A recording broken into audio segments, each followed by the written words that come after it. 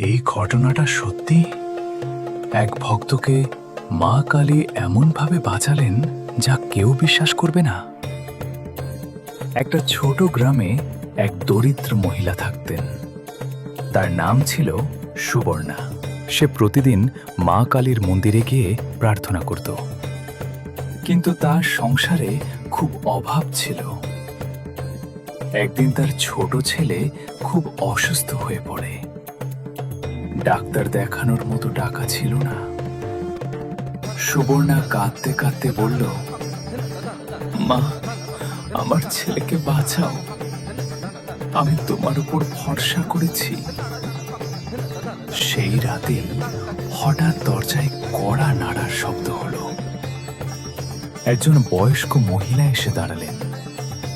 তিনি বললেন, ভয় পেও না, আমি আছি।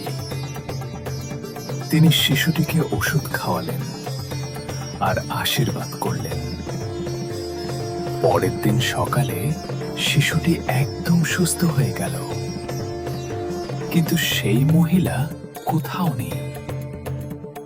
সুবর্ণা দৌড়ে মন্দিরে গেল আর দেখল মা কালীর মূর্তির গলায় একই কাপড়।